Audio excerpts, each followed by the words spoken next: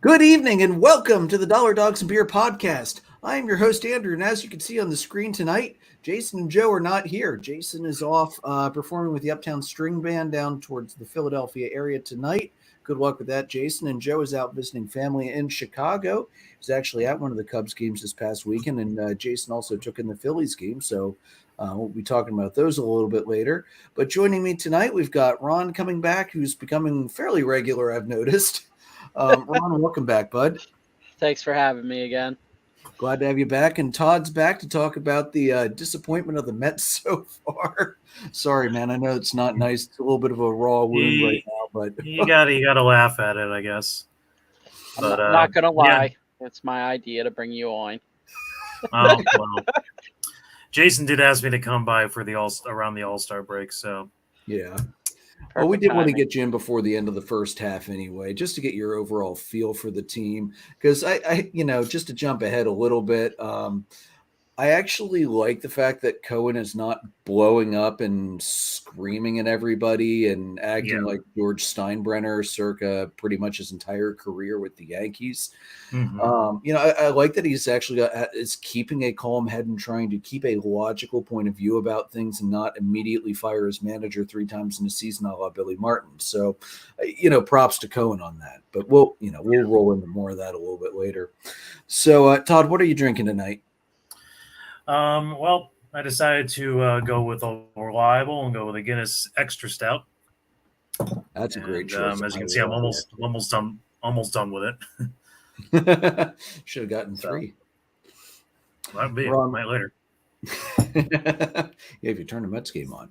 Ron, what are you drinking? They're off tonight. You're lucky. I am having Hawaiian Punch Orange Ocean with some Crown Royal apple in it. That's a lot of flavors that seem like they would not go well together, dude. I'm not going to lie. It actually tastes really good. All right.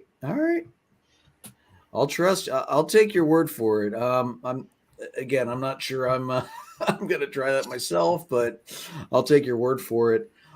Tonight, so my parents and my brother were up in Maine last weekend. They always bring me back some beer from local breweries up there, from Allagash Brewery, which we're fairly familiar with around here. A lot of bars around here have Allagash White on tap, really good ale. They brought me back a delicious stout, Allagash North Sky. Never had this one before. I would get it again in a heartbeat. Very, very, very smooth, man. Very clean on the back end. If you like stouts, and Todd, with you drinking an extra stout in the summer, I'm sure you do. Definitely pick some of this up if you ever see it. It's really good. I will, for sure. All right, guys. So let's roll into it tonight. I scrolled the wrong way. So first, of course, Bobby Bonilla Day just happened 2 days ago. One of my favorite days of the year because not only do we get to poke a little bit of fun at the Mets. I'd be remiss if I don't poke a little fun at Atlanta too, because they only just stopped paying Bruce Sutter a ridiculous amount of money like 2-3 years ago for like 20 some years. So as much fun as we like to make fun of the Mets, we should always remember pretty much every major league team has done this in the past or will do it again in the future to defer salary, to lower operating payroll. And it kind of messes around with the CBT a little bit, but it also means they can. I don't think the hit changes, but when you extend the hit out, that when the player retires, they're not getting charged CBT. Like the Mets don't take a hit for Bobby Bonilla off the CBT. Not that they care. No. But in the Reds, they don't take a hit for Griffey and things like that. So it helps the teams out, makes it a little more flexible. So July 1st, every year from 2011 to 2035, Bobby Bonilla Day, he gets a check for $1,193,248.20. Back in 2000, the Mets agreed to buy out the remainder of his contract, which was worth $5.9 million at the time, plus a negotiated 8% interest rate, because Bonilla's agent was just brilliant. The Mets did this to open up cash flow. Like I said, they were invested in a Bernie Madoff scam that promised double-digit returns, but as history has shown, that was complete crap and did not happen. Now, There was a good thing that happened from this contract deferral in particular. The payroll made available, they traded for Mike Hampton, who won the NLCS MVP that year. When he left in free agency, they got a compensatory draft pick, and that was used to draft one of the nicest guys the Mets have ever drafted, Mr. David Wright. Too bad the guy couldn't stay healthy and stay on the field more, because he was a terrific third baseman. One of the best in the NL East during his time when he was healthy and playing. And that's even with Chipper in there too. Yeah. Their careers overlapped. Good things did happen. One thing I also like that with Steve Cohen, he's trying to change the whole team culture view on Bobby Bonilla Day. He doesn't want to look at it as like, oh my God, this is a terrible day. Just go the next day. It doesn't matter. It doesn't matter. No, he wants to celebrate Bobby Bonilla. He wants to bring him into the stadium every year on 7-1 and have the fans cheer for Bobby Bonilla and celebrate him. And first of all, I love that. Yeah. I think that's great. And he hasn't even talked to Bonilla about trying to buy out the remainder of the buyout so that they have to stop doing it, because he's fine with it. Yeah. Why wouldn't you be? What's payroll? $363 million this year? Give or take $100 million. I don't even know anymore. So 1.1 million is literally a drop in the proverbial bucket. It doesn't matter. Mm-hmm. And Bonilla actually gets 2 checks from the Mets. He also gets $500,000 a year, which is split between the Mets and the Orioles for 25 years. That started back in 24, so that's going to go for 6 more years. Some other notable deferred deals. You got Brett Saberhagen, $250,000 a year from the Mets for 25 years. That started back in 04. Yeah, I know, dude. Schertzer, $105 million from the Nationals. That's going to be paid out through 2028. Manny Ramirez still getting paid by the Red Sox, $24.2 million. That's being paid out through 2026. Now, these are the lump sums. For those guys, that's not obviously the yearly, except for Saberhagen. Now, Griffey, here's a yearly. $3.59 million from the Reds through 2024 as the deferral from the 9-year, $116 million deal he signed in 2000. 9-year, $116 million for Ken Griffey Jr. Think about what he'd be making now. That's insane how much contract. 4 times that. At least $400 million. Yeah, that's nuts. The crazy thing about that 3.59, Griffey is the second highest salaried player that the Reds have on payroll this year, behind Joey Votto's $25 million. Yeah, that's insane. That's sad. Yeah, it is sad. And second place Reds. Yeah, that's true. Earlier this year, when they were scuttling, retired Griffey may have actually been better than some of the guys on their bench. Oh, yeah. And then Todd Helton, $1.3 million from the Rockies every year through 2023. That was the result of that $13 million deferred when he signed the 2-year extension in 2010. So, guys, here are the top 6 players. Top 5 players by WAR that are making less this year than Bobby Bonilla. Adolis Garcia, $747.7K. Jonah Heim, $745.6K. Justin Steele, $740K. Spencer Strider, $1 million flat, which that's going to go up next year. So, without a doubt. No, of course. He already signed the extension. And then Brandon Marsh, $734.5K. So that's that kind of crazy, I know. And one more person I think that's not on this list here is Chris Davis. Yeah. That's right. Which is arguably worse than any of these. Yeah, I forgot to pull that one up. I forgot about that contract. That was Orioles made some bad ones. That's probably going to be their all-time worst contract ever. Mm-hmm. Listener comment here from Tommy Batani. Mookie about to be the next Bobby. Tommy, I would not be shocked by that in the slightest. Yeah. Not even. The Dodgers are going to be celebrating Mookie Day once Bobby Bonilla Day ends.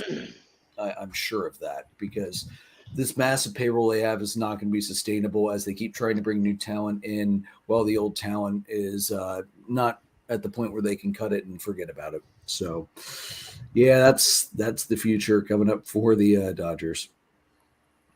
All right, and then we finally, for the first time since 2012, and the funny thing is, August last year, we actually talked about this on the show.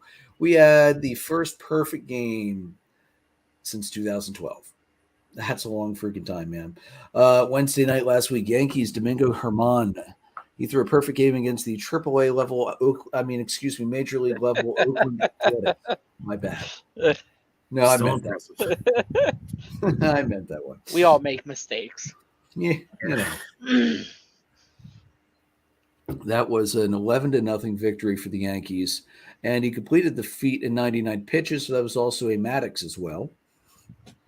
Herman has had a very mixed season. It's included a sticky substances suspension, which will probably happen again relatively soon because, let's face it, the dude always seems to be pretty damn sticky out there. And he's got a sub 500 record right now.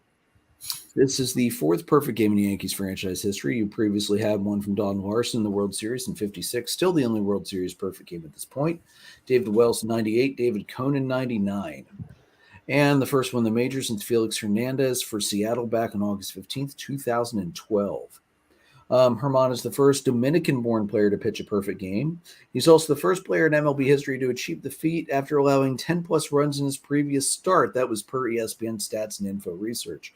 I am sure that is a record that will likely never be broken because let's face it, if you allow 10-plus runs in your previous start, good luck getting that next start. Yeah, something's off with that. After the game, Herman said, quote, "So exciting. When you think about something very unique in baseball, not many people have an opportunity to pitch a perfect game. To accomplish something like this in my career, it's something that I'm going to remember forever, be part of history. So exciting." He threw 72 of 99 pitches for strikes, 51 curves, 30 fastballs, averaging 92.5, 17 changeups, and 1 sinker. So, guys, that's a hell of an achievement. Mm-hmm. Let's remember. Sorry, go ahead.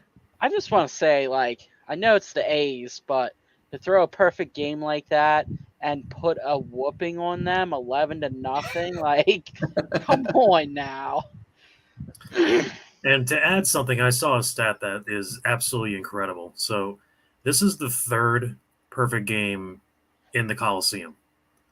Really? You had Catfish Hunter back in the 70s, I believe. Mm-hmm. Dallas Braden in 2010. Yeah. And now you have this one. The stat that's amazing is this is the largest crowd at a Oakland perfect game. What? That's funny. They out attendance the one that Dallas Braden pitched by 500 people, and the one that Catfish Hunter pitched only had $6,000 at that game.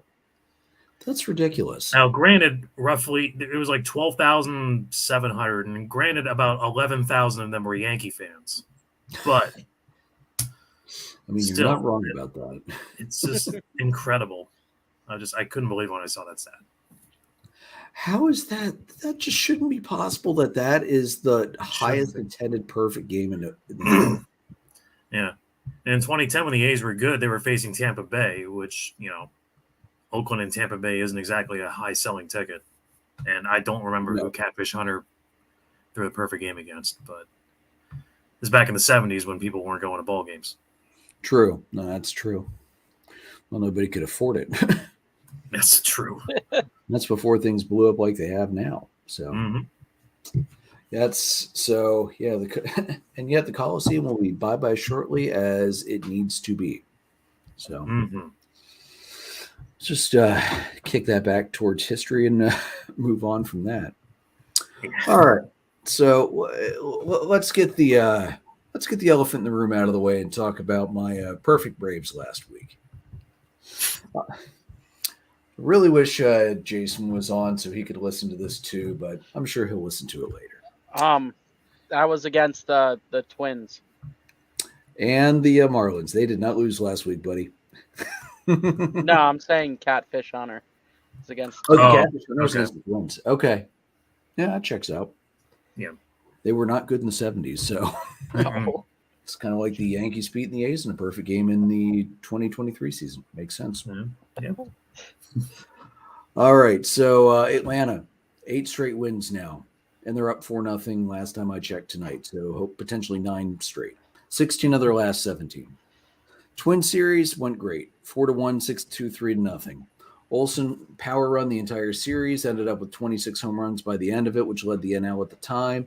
Acuna running around like a maniac all week, stole 4 bases between the two series. The Twins offense, anemic, ineffective. They went 0 for 8 with runners in scoring position in the final and 0 for 23 for the entire series because as Jason's notes will point out from the Sunday Nationals game, that's never going to get it done. Buxton managed to snap an 0 for 17 streak in the final game of the double, but after advancing to third, he tried to come home on a sharp grounder directly at Riley because you always just go running when it's hit on the ground of the infield when the infield's in. Brilliant call. Riley threw him out by like 5 feet at least. So, yeah. Kobe Allard actually made a spot start in the final game and pitched really well, 4 2/3. So he didn't get a decision, but he only allowed 3 hits, no walks, 8 strikeouts, 1 off his career high. Snit said he went with Allard because the Twins had struggled so badly against lefties in the series, and it let him push Soroka back a day to start on Friday against the Marlins. And that was a great decision as the Braves swept the Marlins. In that first game, they won 16-4. And then game 2, 7-0, game 3, 6-3. The Braves offense in June was just insane. Soroka won his first home start in 2020, which was just awesome to see. Love that guy. It's like watching Greg Maddux, but with a fastball that breaks 90 regularly. Honestly, that 2-seam sinker that he throws, the way it breaks, it reminds me so much of Maddux, and he fields really well too. It's a great story too when you consider what he's gone through. Yeah, snapping that Achilles twice in a row and one time just walking into the clubhouse. Yeah, hell of a return. Even if he never gets back to that potential Cy Young level that he was at before the first tear, the fact that he made it back to pitch at a major league level is just insane. You never see that. Feel good story of the year, potentially comeback player of the year too if they keep him up. So first game alone, 2 homers from Olsen, homer from Acuna, Rosario, Riley, and Murphy. Of Olsen's 28 home runs he's hit on the year, 10 of them have been in the first inning. The major league record for first inning home runs is 13, which was set by Hank Aaron back in 71. So that one is definitely within striking range for Olsen. Riley is second in the league with 8 in the first inning. So even Riley might be pushing for that by the end of the year. It's a possibility. The Braves have had 8 5-home run games. No other MLB club has more than 3 this season. The Marlins have given up 3 of Atlanta's 8 5-home run games. That checks out. Yeah, it really does. The all-time single-season record for 5+ homer games was in 2019. The Twins had 11. The Yankees had 10. So the Braves are definitely in position to try and chase that. We'll see if they do. This season, the Braves have outscored the Marlins 83-29, which I'm sure you guys are thoroughly enjoying. I mean, sure. Hey, anytime the Marlins are that sneaky bastard team that will come up and beat down better opponents when they really don't have the right to be doing that. So I enjoy seeing the better team in the division actually beat the damn Marlins for a change because let's face it, the Marlins have been the Phillies' kryptonite for the last decade. And they've snuck up on you guys a few times too, Todd. A few times. Recently, we've gotten more used to them, but I definitely remember times when they were just a thorn in our side. Yeah. And yet they've never won a division title. And two World Series. Yeah, just ridiculous. I'm just glad in 2020 we finally broke that streak of every time the Marlins get into the playoffs, they win a World Series. I know. I was so worried about that. I'm like, well, they're beating the Dodgers, looks like. Here we go again. The biggest surprise from this series for me was the utter destruction that the Braves laid out on rookie Yuri Perez, who, Ron, why the hell did you start him? You've been watching what Atlanta has been doing. You've been listening to the show and me crowning about the Braves all month, and you leave him in. I forgot to take him out. Do it when I'm playing you, not when you're playing Jason, who I'm trying to catch. You know, we had that whole discussion, too. And You still started him. I got busy at work. I forgot to take him out. It was Ron, too you barely late. get busy at work. You were sending memes all day. Dude, it's a Monday before a holiday. What did you expect me to do today? Actually work? Yeah, that's true. I used to work at Donnelly. I get that. Anyway, so Yuri Perez entered the game with an MLB best 21 innings scoreless streak and a 134 ERA. He lasted 1/3 of an inning, 6 runs, 7 hits, and only threw 35 pitches before they said enough's enough and pulled him. Let's just say I dropped his ass like a fly. I mean, I don't necessarily know that I would have gotten rid of him for that. Everybody's entitled to have a bad start, but well, well, I'll get to that when we get down to the recap. Hey Ron, do you know what that 1-game ERA is for that? Wasn't it like 100 or something stupid like that? 163.64. Holy shit. I knew it was up there. That's not going to get it done. That's video game numbers, man. That's what I'm going to be doing tomorrow. That's ERA plus numbers, not ERAs. Right. So the damage was started. Acuna and Albies went back-to-back. Acuna's 30th career leadoff home run. The 9th time this season the Braves have gone back-to-back. In the first 82 games of the season, the Braves have scored 87 first-inning runs, which is nuts. The Braves have already clinched the season series with the Marlins for the 9th consecutive season. They've only lost 1 game with the Marlins at this point. They've won 24 of the last 28, 10 straight at home. Luis Arias was held in check very nicely. They lowered his season average down to 389. I think the most damage he did was 1 double. So that's really good for a guy that's been hitting close to 400 all year. Acuna's second in the NL in average, but distant second, I should say. Brought it up to 336, still very respectable, but not 389. He now has a career high with 39 stolen bases, which tonight he stole second. So he's now up to 40 stolen bases. His previous high was 37 in 2019. Also, he is now the only player in MLB history to steal 40 bags and have 20 home runs and I think 50-plus RBIs before the All-Star break, which, again, is just nuts. My thoughts for June. Atlanta went 21-4. Best record in the majors by far. It matched an Atlanta record for wins in the month set in May of 98, August of 99, June of 02, and June of 22. I forgot they did that last June, too. I knew they were good, but I forgot it was 21. They were the only team in MLB to not lose a series for the entire month. They ended the month with 153 home runs, the most in the majors by far. Coming into game site, Tampa Bay was second in the majors with 131. They hit 61 home runs in the month of June, which is an NL record for a single month. That eclipsed the Dodgers' previous NL record of 57, set in August of 2020. The MLB record, if you're curious, was the Yankees, who hit 74 back in August of 19. That's going to be a much more significantly difficult record to break. I wish any team the best of luck to do that. So, damn. So, yeah, I'm feeling really good right now. That's not just the beer talking.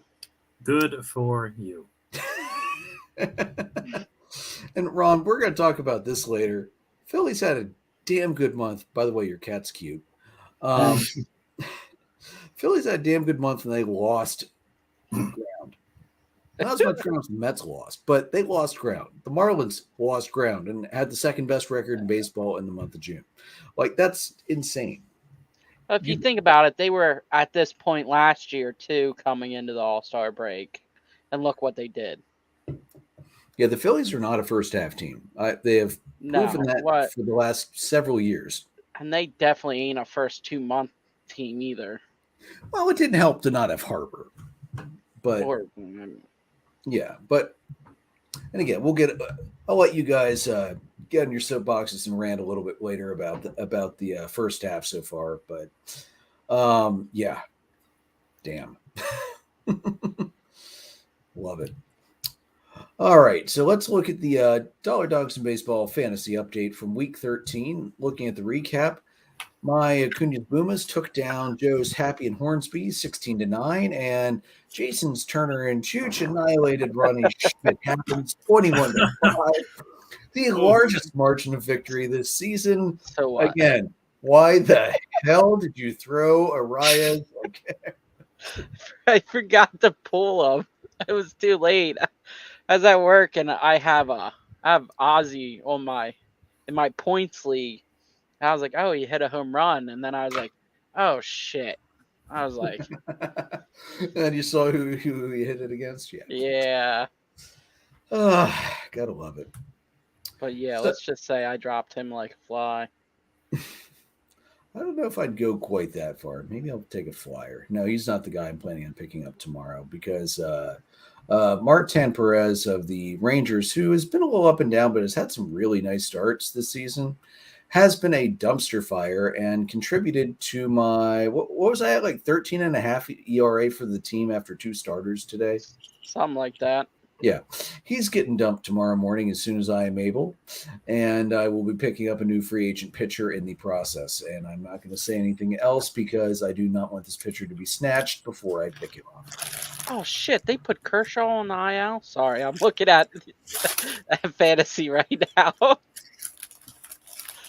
Man, fantasy giveth, fantasy taketh. Or in Well, Ronnie's case, taketh. I dropped him and picked up Swanson, a relief pitcher from Toronto, because Yeah, I noticed a lot of times either holds are like within one of each other, or we're just tied at 0. And I'm like, well, do you know why? Do you know why we're always tied at 0? Because I've got 3 closers and no setup man. Because Well, that's like I have Duvall, I have Kimbrel, yeah, I have Diaz, and now I have Swanson. Like I had 3 closers right there, pretty much. yeah. Bold move, Cotton. Maybe it'll pay out. It's like, hey, I'm saving myself for the playoffs. All right. It's easy to do that in a 4-team league where everybody makes it. It's one of my favorite things about 4-team leagues. Todd, by the way, if you'd like to join us in fantasy baseball next year, we will be expanding. I know Big Jim said he's already interested in joining as well. So if you're interested, let us know. Okay. Don't pick half the team you like because you're just going to get screwed over in the end. Okay. Oh, yeah. Ron, to be fair, there's more Mets players with good fantasy value than there are Phillies players with good fantasy value this year. As bad as the Mets have been, I'd still take more Mets than Phillies. I don't know. Now, me picking up Castellanos, I think that was actually a good decision. No, Castellanos was a great decision. Stott, not so much. And he's not having a bad year, but it's not a great year for fantasy. Well, I mean, I really just picked him up for steals. Not going to lie. Ron, it sounds like you want us to switch to Roto next year. Hey, listen, if you want to switch it to a points league, I tell you what, I am messing. Nope. I'm in second place in my points Never. league. Tell me how that's working out. I did a points league 1 year with my family just to test it out, see how it would go. My dad had an insurmountable lead by the middle of June, to the point where nobody bothered to do anything the rest of the way because we could not catch up with it. Now, my dad had an amazing draft and got lucky and had 3/4 of the all-star teams on his roster. So like he nailed the draft, and that's great. But he had such a lead, there wasn't any point in anybody else doing anything for the rest of the year. I will never do a points league in baseball. I have to admit, I like this category league better than the points league because in the points league, it seems like your main focus is most of your roster. Like you'll have your 10 guys pretty much for your lineup, and then the rest of your roster is starting pitchers just because that's what's bringing in your points. Yeah, exactly. What we do, Todd, is head-to-head categories. Okay. So, for instance, I'm facing Jason this week. So if I score more runs than he does offensively, I get a point for that. And then whoever has the most categories by the end of the week, wins the matchup. So Gotcha. I love doing head-to-head categories. I would definitely consider Roto though as well. Roto, I would probably do 5x5. So what that does, Roto 5x5, it's 5 offensive categories, 5 pitching categories. It's basically every day at the end of games, it looks at your totals And based on where you rank in that category, you get points. So Roto literally goes down to the last week almost every year in every league for who's going to win, because Roto and actually head-to-head categories does this too. It really forces you to have a well-rounded team. It doesn't points. You figure out what makes you the most points, and you just load up on that, and then to hell with everything else because it doesn't matter. Exactly. You go for the moneymaker. But these kind of leagues, they force you to have a better balance. And it also values guys that are able to play multiple positions. John Verdi, not usually valuable in points, not usually valuable in head-to-head. He kills it in Roto because of how much he steals. So Roto, you draft just a little bit differently because it's also fewer categories. But it's it's something we'll probably, I think at least for one more year we'll stick to head-to-head categories, but I would not mind doing a Roto league separately or a Roto just by itself down the road because it's so different and fun. I just want to say I think I know who you plan on picking up tomorrow. Who? I don't want to say it because if it's not that guy and the guy you say is better, I'm going to take them. Andrew Abbott. That's not who I was thinking of. Although that's not a bad idea. I mean, he's got. I mean, he really hasn't pitched much this year, but you'll see tomorrow morning because I will make the move while y'all are still dead asleep. Says I'm going to bed. Well, I got to be at work at 5, so trust me, I'll have it done before you guys are up. Updated standings. Jason's leading the way. I'm 6 games back because he obliterated Ron this week. I could not gain ground. Joe's 21.5 back, sitting at 500. Ron is 58.5 back, waiting for playoffs. Hey, whatever it takes, best looking one behind everybody, so it's cool. All right, so let's move into the All-Star game, guys. The design motif of the uniforms is a nod towards the Mariners as they're the host team. Team logos are relegated to the right-hand sleeve. The left-hand sleeve has the All-Star Game logo with a MasterCard ad subtly placed within that patch. The National League Navy uniform tops. The last A is the MLB logo in Mariners colors with their starburst behind it. There's an underlying wave pattern in a lighter shade of blue, and they are going to be wearing navy pants. The American League pale teal tops. The last A, again, MLB logo with the M colors, the starburst behind it. Underlying wave pattern in navy. The wave pattern looks better on the teal tops, I think. They will be wearing white pants as the home team. The caps for both leagues are going to be pale green. The socks are going to be navy. Before I get into the new template and all of that, these are good batting practice uniforms. They should be worn in the home run derby, and the freaking All-Star game should go back to the way it used to be, where the players wore their home team's jersey. Yep. I love that mismatch look on the field. And when you had one team that had a lot of players out there, it's like, wait, am I watching my team or am I watching an All-Star game? Which is just kind of cool to look at. And I think it's nicer if they would go back that way, just because then I feel like it would give the players more like they're representing their team if it was that way. Like, oh, hey, I get to wear my uniform. I'm more representing them than being, oh, let's all just wear the same shit. No, I agree with that. It's you really lose the representation of the self when you do this. And it used to be the home run derby is when they would wear the practice jerseys. And I really wish they go back to that. I'm not wild about these. The wave pattern, when I saw it the first time, especially the navy one the NL is going to be wearing, I thought it was just a wrinkled uniform at first. I didn't realize that was actually a deliberate pattern that they put in there. And then when I saw it on the pale green one, it made a little more sense. I hate the mono navy. I really wish they put the NL in gray pants instead.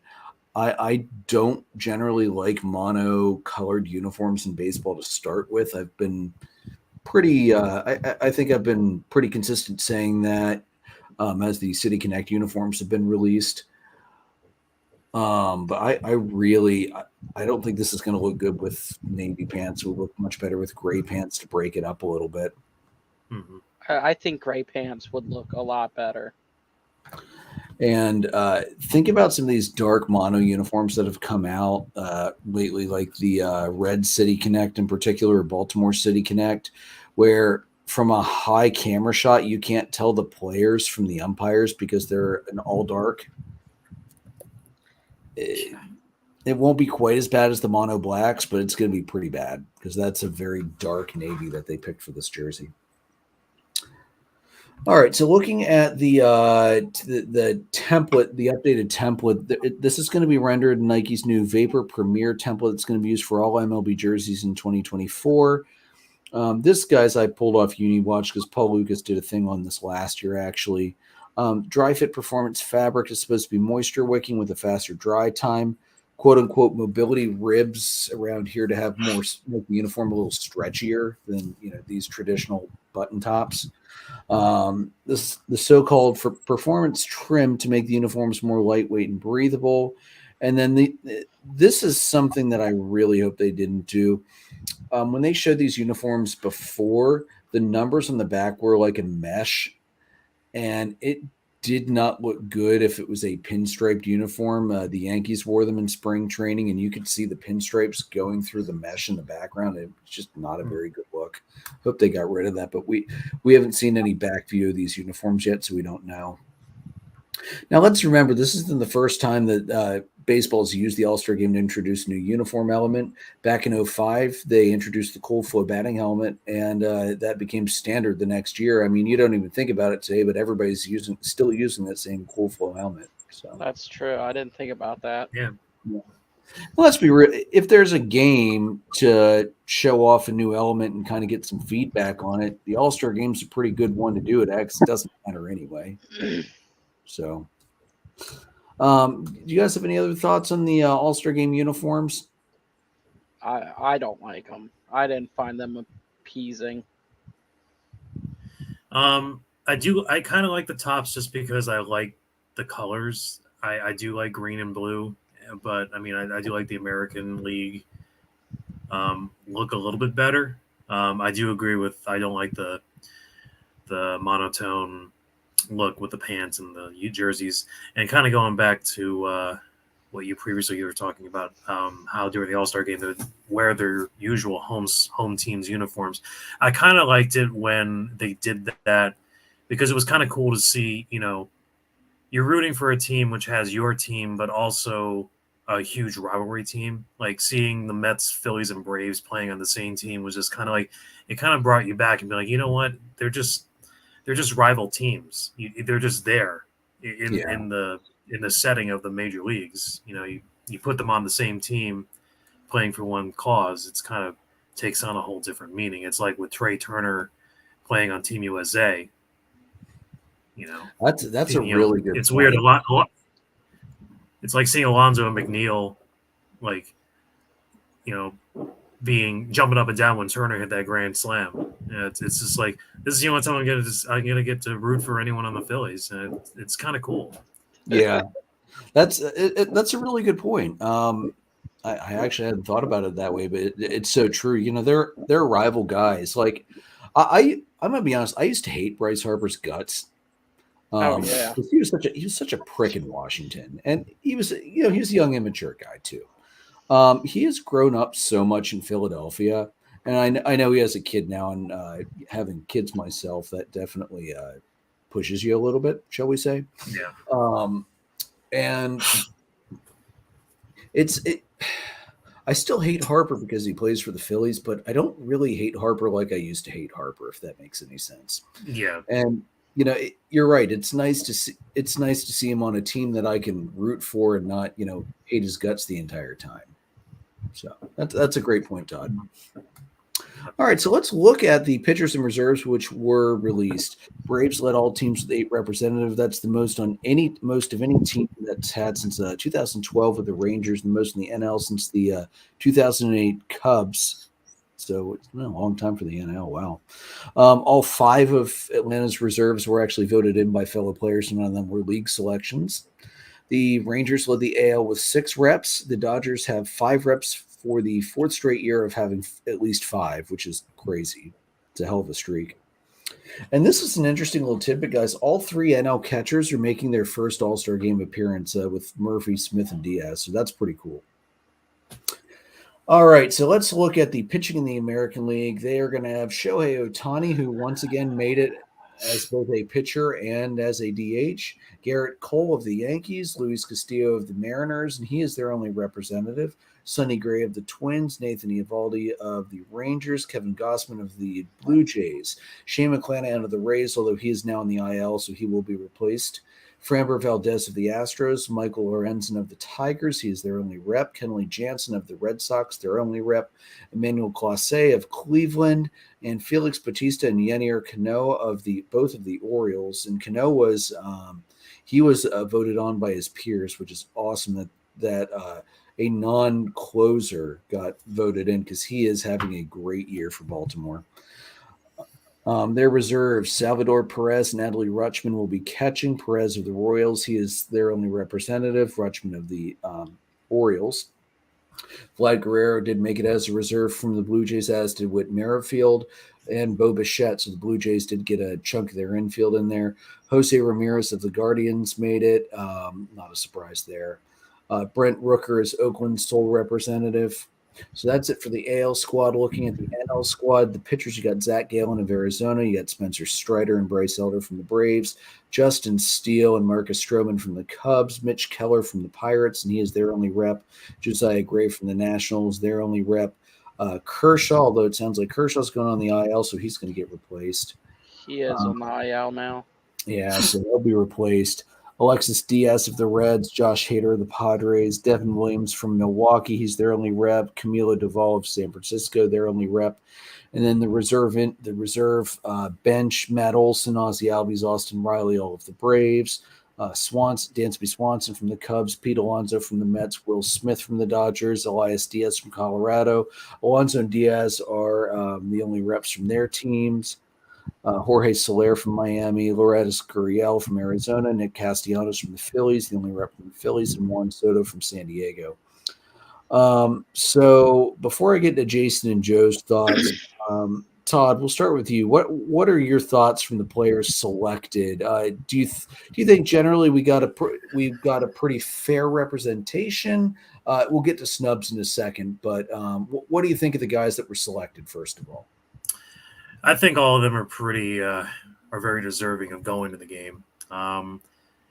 Obviously the Braves have 8 players, but like all of them deserve to go. I mean, they're all having incredible seasons, and I mean, number one, obviously with Acuna and Olsen and Ozzie Albies, and obviously it's kind of amazing to me that obviously we'll get to snubs later, but it's hard to pick Ketel Marte over Ozzie Albies, but I felt like he deserved to go. I wouldn't have been upset if Marte had been selected over Ozzie.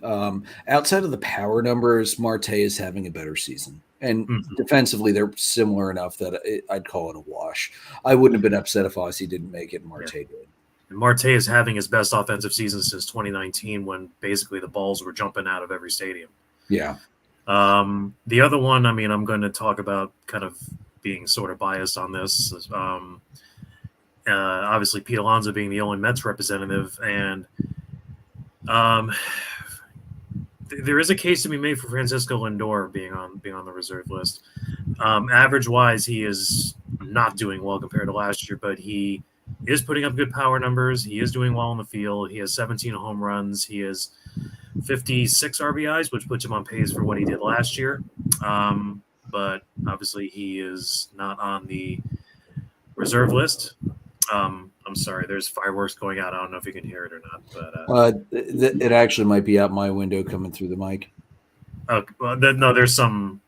Okay, it's coming literally out my window. So. Yeah, it is 4th of July weekend, so it's understandable. I know. Didn't know how loud it was, but Lindor is not the other Met I would have put on. And actually, I don't really think Alonso should have been the Mets rep. I think it should have been Nimmo. Yeah, I was going to say the same thing. And I'll bring this up more with snubs, but I don't think Alonso should have made it. I don't think Lindor should have made it. I think it should have been Nimmo, but we'll get to that then. Yeah. Ron, what were your thoughts? Well, we all know I got a lot of thoughts, but no, honestly, like Nick being the only one from Philly, that I feel like he's the only one that actually deserved it. Mm-hmm. Just the way he's been playing this year, 10 times better than last year. Oh, Pretty much everybody else on the list,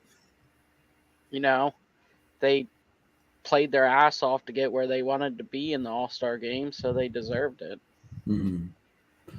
I am so glad that Bryce Harper was not selected over Nick Castellanos. Well, I'm really not surprised because, I mean, if he would have got picked for the DH, okay, whatever, but I'm surprised he didn't just because he ain't putting up great numbers. He is, but he missed 2 months or a month and a couple weeks. Whereas JD Martinez played the whole time and still has better numbers than Harper, although Harper isn't terribly far behind him. I will admit that, but I'd rather reward the guy who's been consistent the whole year than a guy who's been hot for a little bit of time, especially when the team does not have enough good players to merit more than one selection, and there is a guy who definitely merits selection over him. All right, so that's Jason's thoughts. He was speaking specifically to Castellanos, absolutely the right choice for Philly rep in the All-Star game. He honestly should have been higher up in the initial voting. I actually agree with that as well. He's had a fantastic first half. He's been the Castellanos we thought we signed last year. Power and average numbers all up, as is the defense. He's a big part of their success this half, and I do agree with that.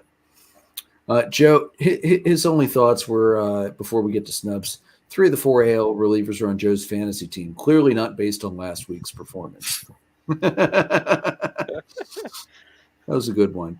I really don't have too many complaints. I think generally speaking, they did a pretty good job. And again, this is going to change as players go in the IL or they're going to decline to play because of, especially pitchers, because of when they pitch last. Because obviously pitching for your team is more important than, setting it up for the All-Star game. What's crazy, guys? Atlanta's entire infield made the All-Star team, along with previous infield members Freddie Freeman and Dansby Swanson. I really hope, and I'm sure this probably won't happen since Thompson's the manager and he's probably not going to think of this. I would love to see, for one inning, the current Braves infield and then pull out Arcia, pull out Olsen, and throw Dansby and Freddie out there to see the old Braves infield out there for one inning. I would love to see that. It's going to be really hard to pull that off, just given how that game flows and when and how you make your substitutions. Wow. That would be really cool to see, at least for me. At least, this year, the NL has a chance to actually win this thing. So, that was going to be my next question. I've honestly lost track of. I think it's like 8 years. It's been too long. It's been too long. What do you guys think the NL has a legitimate shot this year of taking it? I do. With the roster they have, I think they do. What do you think, Todd? I mean, I do too, but I thought they did the last couple of years too. So, I mean, it's who even knows? The game has so many moving parts that it's impossible to determine what's going to happen. That's true. Pitching wise, I like the AL's back end a little better than the NL's back end. But that said, the middle relief starting pitching that the AL has, I don't think is as good as the NL's pitching. So maybe knock on wood, this will finally be the NL's year to not lose a freaking All-Star game. Has it really been 10 years?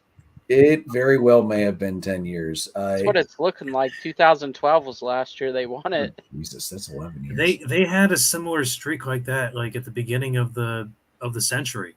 Yeah. Like they went a really long time. Well, they had a tie in there too. Let's not forget that. Screw you.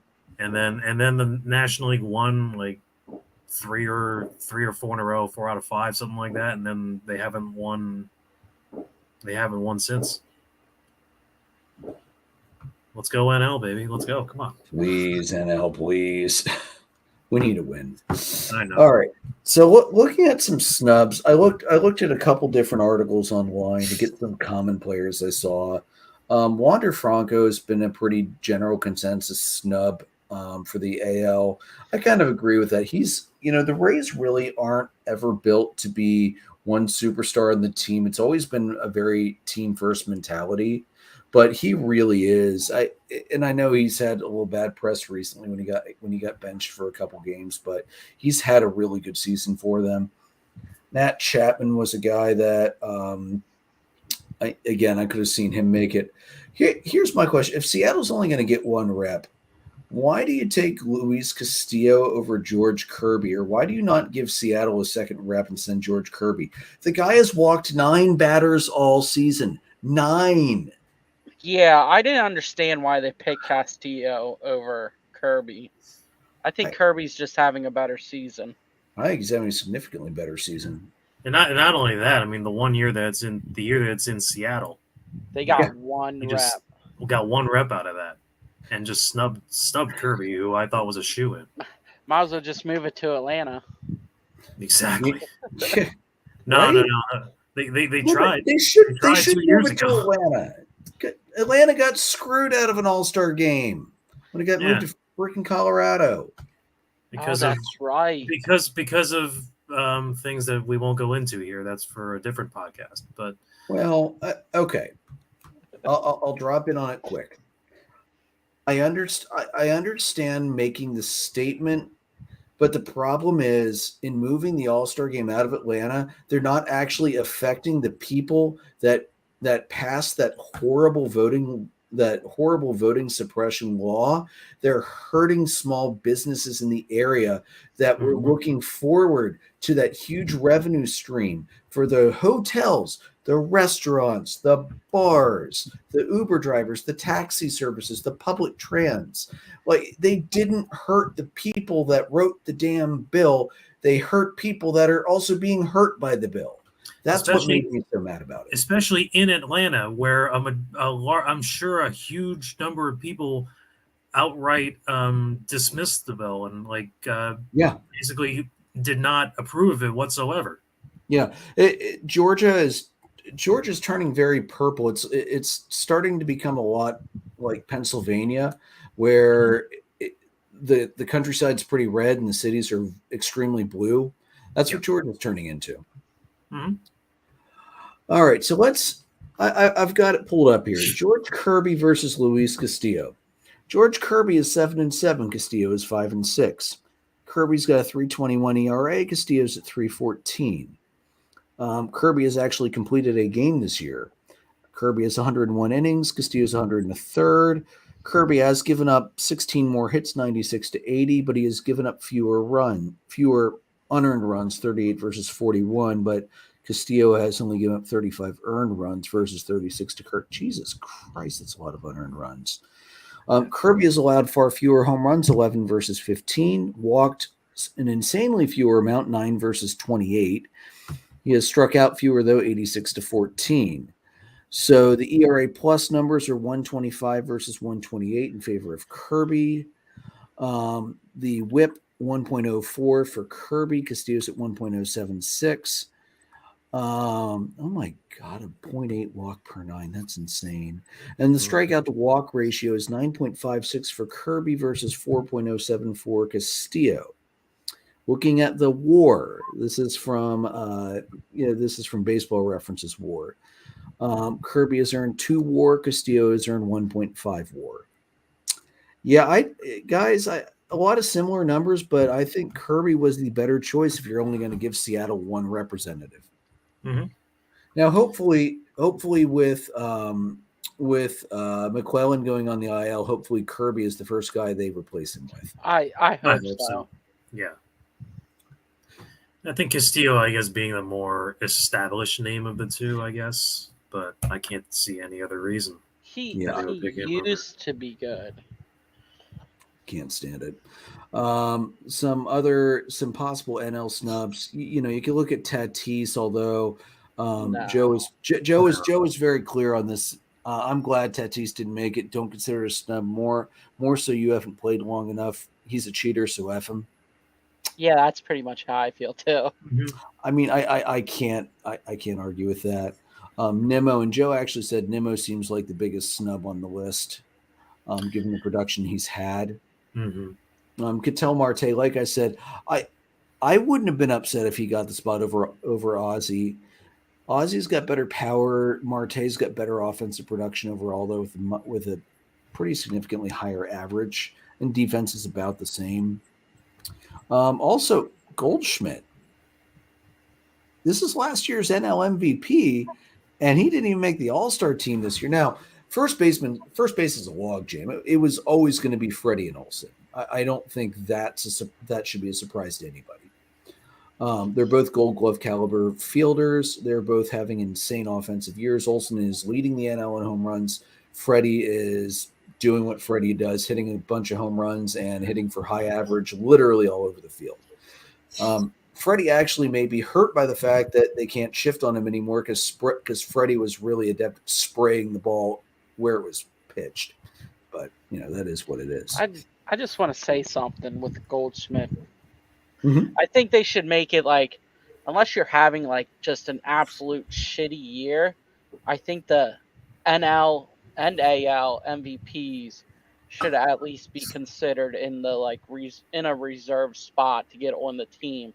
This way, it's like, hey, you want it. That's like kind of like a reward in a sense. Okay. Well, and that could actually still happen because the commission. Remember, the commissioner is able to add players at their discretion, like they did last year to add Miggy and Pujols to the All-Star game, even though neither of them were at the time really playing well enough to have earned that right. Because remember, that was before Pujols caught fire and just started hitting a home run like every. After that home run derby, he went off.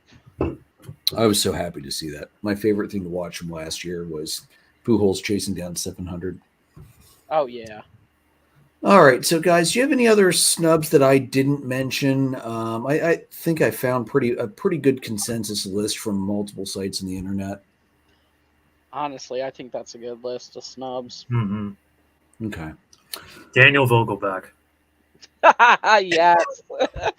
Everyone needs Mr. Burgerman there.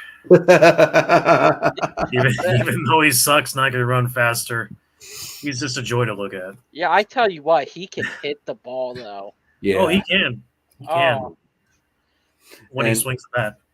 Yeah. And he's always hoping it goes over the fence so he doesn't have to run. Because let's face it, he doesn't. I think Bartolo Colon's home run trot was quicker than.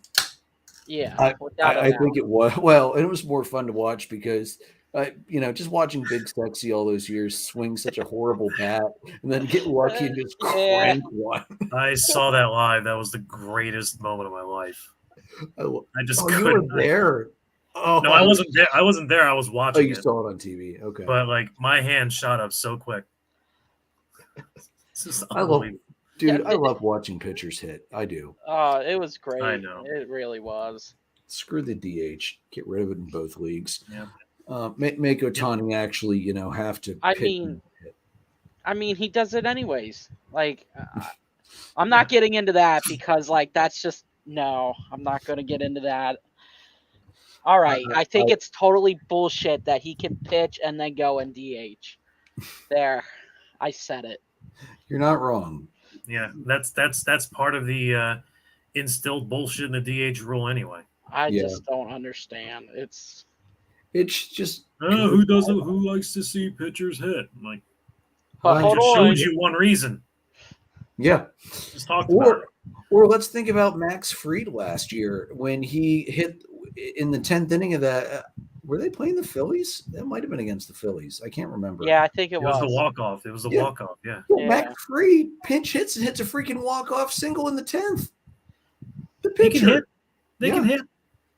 But it's let's remember pitchers were often the best athletes on their teams growing up. They can hit very well. They just get shoehorned into focusing on pitching. If pitchers couldn't hit, Jacob deGrom would never win a 1-0 game for the Mets. Right? Because he knocked in the run every time.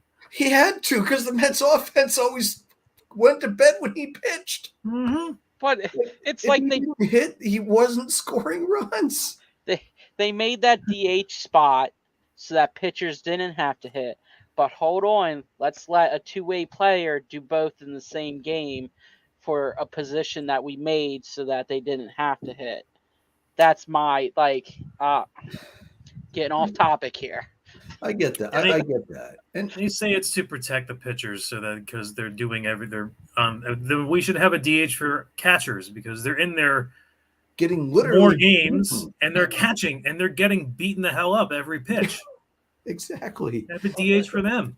Especially with all these guys that crank 95 plus velo all the time. Like, oh yeah. Good God. Well, look at JT. The one game I watched, he had like a couple innings in a row. He had multiple foul balls coming off of his inner thighs and legs and shit.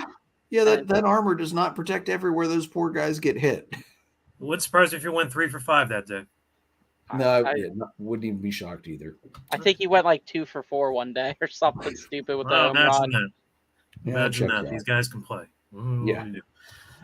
Let's go back into the 90s. Atlanta had Maddox, Glavine, and Smoltz. Those three guys prided themselves on not being an easy out for the opposing pitcher. Mm-hmm. They prided themselves in being able to drop down a bunt to advance runners. What's a bunt? Don't even get me started on that. Atlanta didn't have a bunt until game 158 last year, I think. Holy shit. No, let's be fair. You guys didn't need it. But no, we didn't. Yeah. We have since had some bunts earlier this year because that's how Harris started to. He was like, I'm tired of swinging and it getting caught. I'm just going to start bunting and using my speed to get to first, and it's worked. Yeah. But come on, like I know there have been some comically bad pitchers hitting that. Sure. Every time they picked up a bat, you knew it was going to be a hilarious 3-strike at bat. But let's look. Carlos Zambrano of the Cubs. Carlos could crush the ball and water coolers, as he often did when he got pissed off. Oh, yeah. But that's neither here nor there. I had to throw a Zambrano reference in for Joe. I'm glad I found an organic way to slip that in there. We go to the 2015 Mets. You look at that whole starting rotation. DeGrom could hit. Syndergaard had power. Yeah. Matt Harvey could hit. Let's see. Steven Matz went 3 for 3 with 4 RBIs in his debut. Yeah. That was dangerous. It's just, it drives me nuts. Let the pitchers hit. All right. Ron, thank you for that. Hey, no problem. That's what I'm here for. All right. So I feel better now. Yeah, I do too. Felt good to get that out. All right. Looking at the home run derby, here are the confirmed participants. You got Randy Rosarino of Tampa Bay, Julio Rodriguez of Seattle, Vlad Jr. of Toronto, Pete Alonso of the Mets, this is the only place during All-Star Week he should be, is in the home run derby. Just saying. Mookie Betts of the Dodgers. And then 2 more participants, TBD, which they should all be National League guys, although one guy might be a wild card. Oh, Adley Rutschman. I forgot to put him on there. So there's only, I think. Oh, is he doing it? Yep. Rutschman was confirmed today. Good. So that's 4 for the AL. Yeah. So 2 more NL players. Acuna has already declined for this year. He said, quote, he wants to see other players get the opportunity to participate. So we won't be seeing Acuna this year, which is too bad. I have always enjoyed the Acuna-Alonso matchups because it's a nice little NL East rivalry. I was hoping he would do it this year too, just because he's not gimpy. He's raking too. Yeah. I was really hoping for it, and I'll never say that about the Braves again, but he's one Braves player I like. Yeah. I'm hoping maybe Matt Olson gets tabbed in and accepts the invite to play. I mean, he's the NL's home run leader right now. That would be pretty sweet to see. I'd love to see Kyle do it. Hit some let's short bombs. let's face it. That's the only thing Schwarber is good for anymore. Dude can't hit for average because he's all or nothing on the long ball. That's why he's hitting what 220 again. Is he back to Is 220? he that high? I don't even Yeah, know. I think he's on the interstate. I think right now Yeah, he might be. Yeah, he's towing the Mendoza line pretty hard. You'd probably swing and miss a few times during the rounds. Yeah, it happens. It was all the pitching coach. Speaking of that, that's honestly more important than the players getting a good BP pitcher. Whoever Acuna picked last year should have been fired on the spot, throwing sinkers and shit. Like, no, throw lollipops that the guy can kill. That's what the fans want to see. They want to see you strike out the guy in the home run derby, for fuck's sakes. That's Jairus Familia. Kyle's hitting 188. Ooh. He's leadoff man. You know, hey, he has 7 leadoff home runs this year. I mean, I'm or something stupid like that. So maybe it's my old school, not really old school, but like I feel like the leadoff man should get on base. Well, I thought he gets on base. He'll get on base by hitting 7 home runs, but like he'll walk every now and then. But like I thought that's why they a guy like number 13 here who's hitting 338 right now. Well, that he'll get up. You get on base doing that. Yeah. I'm with you. I understand. So this is all Atlanta's fault because they were the first team to move a power guy into the leadoff spot. But what people forget is, well, Acuna is a power guy. He's also a speed guy. So he still fits that archetype of your leadoff guy being able to get on base, terrorize the pitcher, and then set up everything behind him because the pitcher's got to keep a half an eye on a speedster from stealing and then, screws up a pitch and then it gets crushed. Well, look at Bryson Scott. Like when he gets on base, like if he's leadoff, he's got speed and power, so he can do both. Like Acuna. I feel like maybe with a better start, Trey Turner would be a better spot in the leadoff spot for the Phillies. Yeah, I feel like he was for Washington too, but Turner's a natural guy to put in the leadoff spot. He's got great speed. I mean, I hated him with the Dodgers. I mean, I've never really liked Turner because he's never played for a team that I can stand. But that one video of that slide when he was with the Dodgers where he came into home plate so fast that he was able to pop up and walk off all in one motion. You talking about the one in Philly? He did it with the Dodgers too. Well, no, I'm saying that when he was playing with the Dodgers, he did it in Philly. It could. I don't remember who they were playing, to be honest with you, but that was one of the slickest moves I have ever seen. Freaking beautiful. Because I hated him for that so much, and now I'm like, okay, let's see it actually happen in a Phillies uniform. That's just one of those. It's one of those things you hate when you're facing it, but when he's on your team, it's like this is you love it. Exactly. Well, yeah. I mean, that's kind of Acuna to a T. I mean, the dude pimps his home runs, and that's been pissing off the Marlins ever since he was a rookie. Not that we're going to get into that debate, although I'm going to be honest. I don't really hate Acuna because he backs it up. Yeah, he does. I'm not gonna hate him for that. Now, be honest.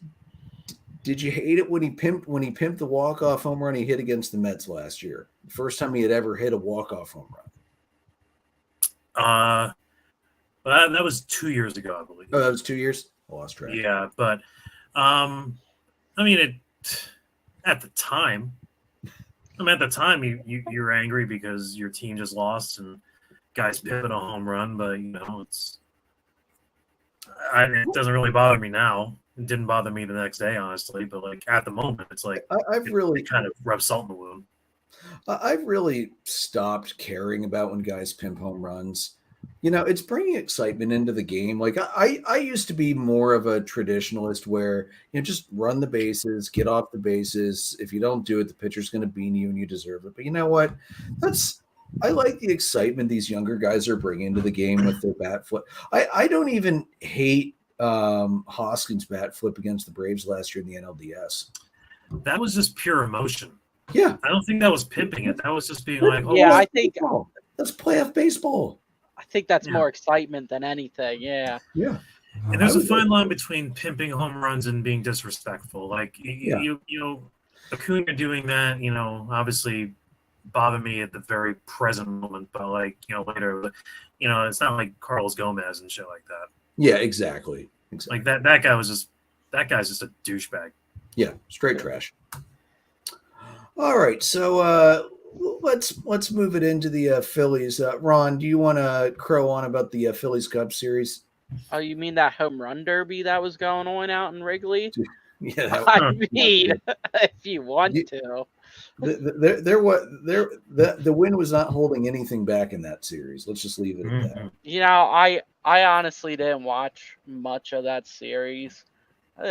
First couple innings here and there, just because of how busy I was with work. But from updates I got, like it was overall a really good series. It was a 3-game series out in Wrigley. Of course, we all know what happened with the Phillies and Cubs last year. The Cubs just annihilated the Phillies. I think they scored like maybe a total of like 3 runs that whole 6 games that they played them last year or whatever it was. Terrible. Well, this year it was a little bit of the other way around. I kind of liked it last year. Phillies took the first game 5-1. Took the second game 8-5. Then the third game 3-1. Which, honestly, it was just a slugfest. I don't have the stats pulled up, but no, that's all right. I think here's what Jason had to say. It was a great series against the Cubs. Brutal series, lost to the lowly Nats after that, but and I'll get into that in a minute. But yeah, that Jason was nice. He just left it a great series against the Cubs. He didn't rub it in on Joe too much. And Joe's thoughts: the Phillies dominated the Cubs. It was offense in particular that hurt in both series, with the exception of the Tyone starch, which were, they're just terrible. And, Joe's thoughts on the Cubs all week, an embarrassingly pathetic week as a whole. Yeah, it was a really bad week for Chicago. So, so Ronnie, I'm sure you were quite pleased with the results of the Phillies Cubs. Oh, yeah. Yeah, I was. Honestly, I was quite pleased with Phillies in June altogether. Should be. We'll get to that in a little bit. Jason's thoughts with the rest of the week. And then a brutal series loss to lowly Nats, losing 2-1, then 5-4 while putting up 19 runs in games 2. Feels very peak Phillies. Pitching this week overall has been good, but situational and runners in scoring position hitting was abysmal.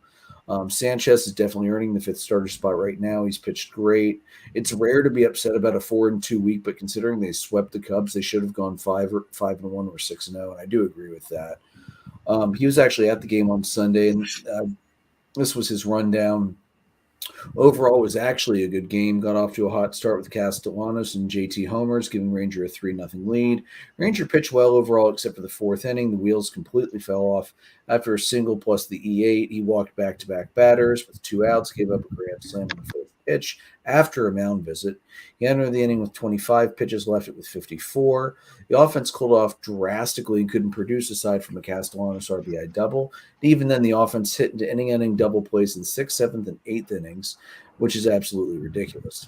His non-baseball highlight of the day, you guys will love this. Ron, you already heard this, but Todd, you love this. Father and son sitting front row beside the pool, yelling, bitching all game to Castellanos and the Nats right fielder to throw them a ball after warm-up. Note, they're warming up at least 30 feet to the right of their seats. Foul ball down the right field line in the 7th or 8th inning. Nick has to go get it in the corner. Dad goes into the foul pole well, yelling to Nick to throw him the ball. They get their wish and are jumping up and down, yelling as though they've caught a walk-off home run. Dad's phone falls out of his pocket into a massive puddle of water from the downpour an inning prior. So they're yelling while everyone else is going, "Your phone is in the water, dumbass." Well, was it worth an $800 phone to get a baseball? Probably not. Mm. Wasn't a walk-off. You know, he'll convince himself that it was. I'm sure he will. And he's also going to try and convince the phone company that no, I actually did say I wanted the insurance, even though he said he didn't. Mm. Sure. And then for the Cubbies, after the sweep of the Phillies, they then dropped 2-3 to the freaking Guardians. They won game 1, 10-1, and then lost 6-0, 8-6, and 10. So it was an interesting week. The Cubs and Phillies came in both pretty hot, and then they did not leave in the same manner. The Cubs are reeling right now. The Phillies should be doing a little better, should be feeling better than they are, but dropping 2 out of 3 to the Nationals, that's not acceptable for a team that's got playoff aspirations. Yeah. I understand, you can always get snuck up on by a crappy team. I mean, back in May, Atlanta dropped 2 out of 3 to the Athletics in Oakland. That's going to happen. But especially a division team that really well and is very bad like the Nationals, you cannot afford to drop 2 out of 3 at this point. We're not at do or die time yet, but given the lead Atlanta has put up in the division, and the fact that the wild card is probably going to be a pretty tight race the rest of the way out, I think you cannot afford to drop the games you should be winning. In the series, you should be winning. I'm not expecting sweeps, obviously, but you need to be shooting for 2 out of 3. So, all right, I'm going to hijack read the room from Joe, since he's obviously not here. And Ron, this is one you're going to appreciate. I think the Phillies should always be home on the 4th of July. Let's remember the Declaration of Independence was signed in Philadelphia by the Continental Congress back in 1776. Therefore, the Phillies, being the only remaining team in Philadelphia, should be granted a home game every year on 7/4 to celebrate. I pulled up the last 10 years of July 4th games for Philadelphia. This year, they're away at Tampa Bay. Last year, they were off for the first time in 100 years, ignoring the 2020 COVID year where nobody played the 4th of July. 2021, they were home versus the Padres. 2019, they were home versus the Braves, and the Braves just utterly kicked their asses that year, 12-6. I remember that game. 2018, they were home versus the Orioles. 2017, home versus the Pirates. 16 home against the Braves. 15 away at the Braves. 14 away at the Pirates. 13 away at the Pirates. So by my count, technically 11 years, but 10 years span, 5 home, 4 away, 1 off. Give the Phillies the damn home game. It is the birthplace of the signing of the Declaration of Independence, the birthplace of our country. Let them have a home. If we're going to let the freaking Reds open every year at home because of being the oldest franchise, not longest continuously running franchise, that would be us. But for being the oldest, they get a home game. We can give Philadelphia a home series over the 4th of July every year. That's what I was going to say. The Reds can open up every year at home. Why can't Phillies play every year at home for the 4th? Plus, if they time it right, they can have the game end as the Philadelphia fireworks are starting. And then Citizens Bank can shoot their fireworks off in concert with the Philadelphia fireworks. And that is just going to be a badass fireworks show for everybody in Philadelphia. And remind me to never go. Yes, traffic will be hellish, as it always is around Philadelphia, and especially around the sporting complex at pretty much any time of the year. Oh, yeah. Thank God that bridge in 95 was fixed. Dude, so fast. It's unbelievable. That's incredible. I thought that thing was going to be closed for like 2 years. That's amazing. I am not going to trust it. I trust it. I'll give it a little time first, and then let everything It's been open for settle. like a week now. Okay, let everything settle, and then when the first collapse happens, I'll be like, I told you guys so. So I'm putting it out there. If it's 20 years from now, you can't claim that. What? I'd be like, I finally settled. Told you. Yeah, okay. Hopefully by then they have the real road reopened. Like, it's not just that whatever they put down.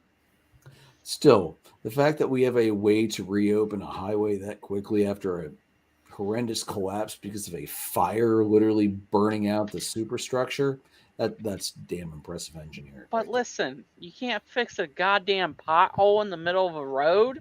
Of course not. That would What? make sense. Well, they can. They just choose not to. Yeah, come on. Let's be real. DOT funds have been diverted for so long into other funds that are not supposed to be anything but DOT. Yeah, that ain't gonna happen, dude. Getting off remember, topic again. and remember too, if you're complaining about a road in your town, if it is a state route, then the town has nothing to do with it. That's all PennDOT. So complain to PennDOT, not your town. Now, if it's like a side road in your town, yeah, that's their job. But like 501 here in Lidditz and Main Street, which is 772, we had to wait until PennDOT put it on the docket because that was out of our hands. Gotta love it. All right, so let's move into the first half thoughts, reflections, recollections, and rants. So Todd, I'll let you run first. The Mets, June record of 7-19, worse than the A's at 9-16. Went from 3 back to 18.5 back. Since the top of the third on 6-6 when Alonso was caught on camera yelling, "Throw it again" to Bryce Elder. The Braves put up 133 runs over the next 18.5 games. And let's also point out the Mets did not win a series in the month of June. So now that we got the fire stoked, go ahead, Todd. What are you thinking, man?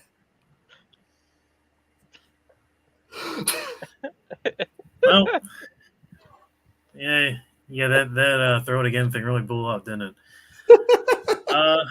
Well, we can let's recap all the series that were thrown in June. Obviously, they were 3.5 back after they swept the Phillies and Memorial Day weekend. So I thought, hey, we're turning the corner. Then sweep against Toronto at home, and then got swept by the Braves in that just disgusting series. Just an awful series. Then lost 2 of 3 in Pittsburgh, split with the Yankees, lost 2 of 3 to the Cardinals, lost 2 of 3 in Houston, lost 2 of 3 in Philadelphia, the last game being an absolute travesty. Then lost 3 out of 4 to Milwaukee. That's really all you can say. I mean, the first 2 months were kind of middling. They were 15-12 in April, and they were 14-15 in May. So they didn't have just a horrible month, but they were underachieving. And then June, just the bottom fell out, just in every way imaginable. It was just one of those months where everything went wrong. When they could score, they couldn't pitch. When they could pitch, they couldn't score. There's not really one person. There's not really one person to point at.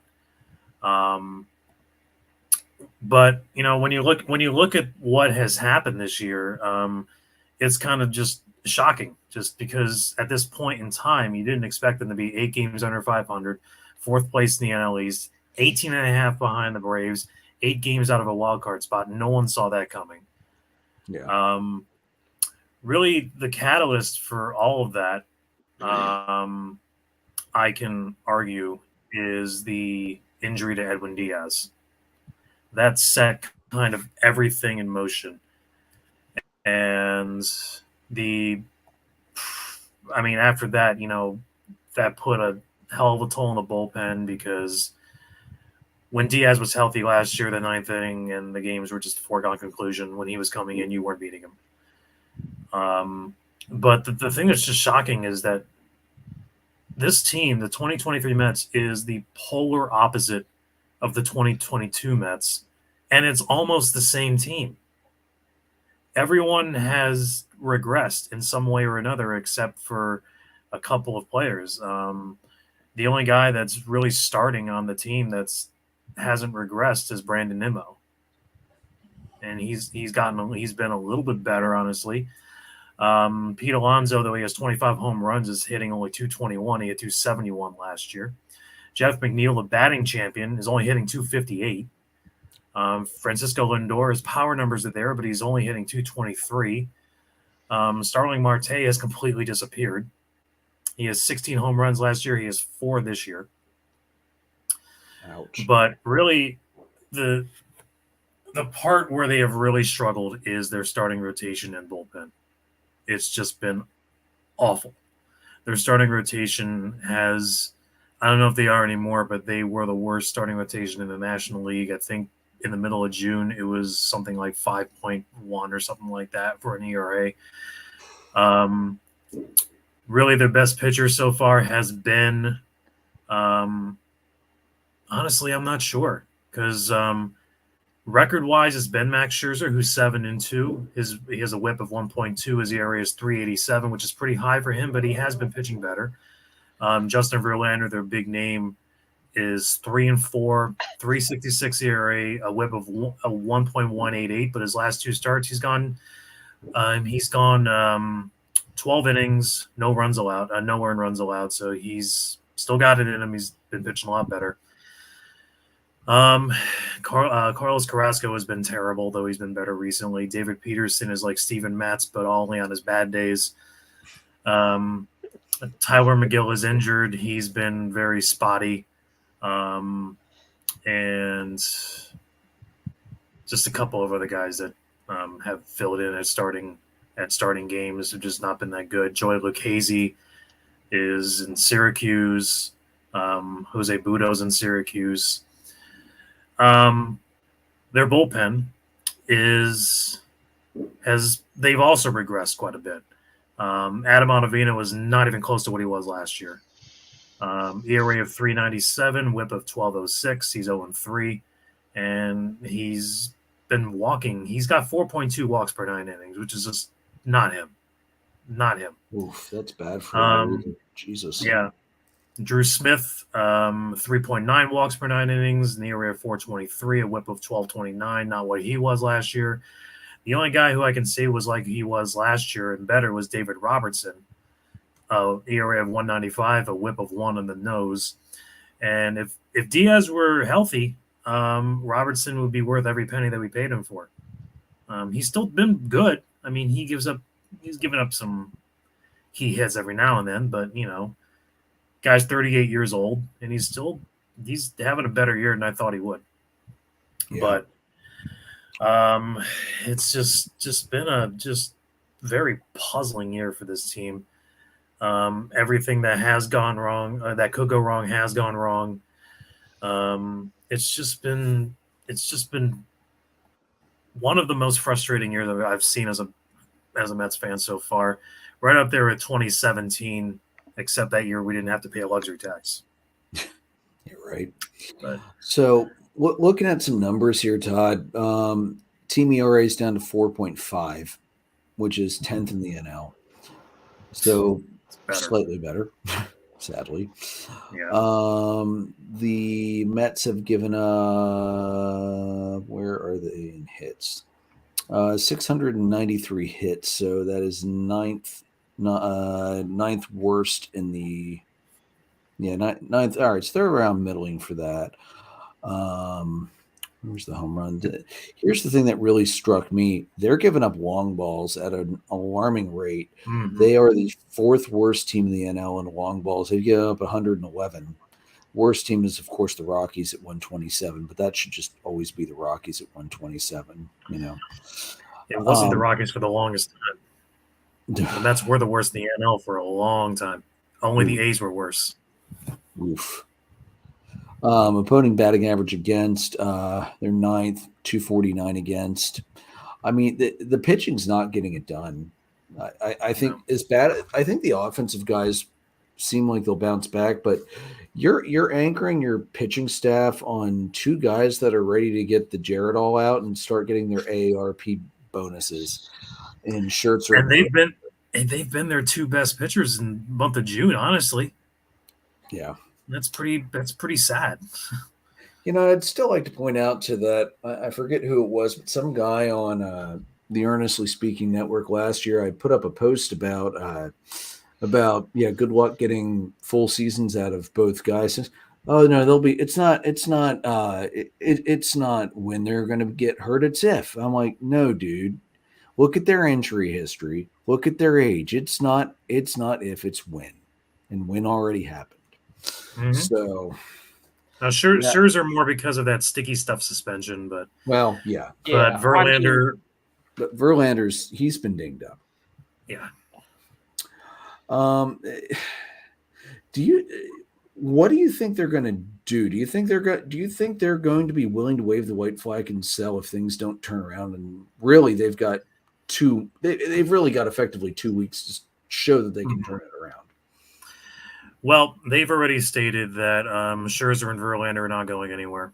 Yeah. And that Alonso is not going anywhere, at least during the trade deadline. Yeah.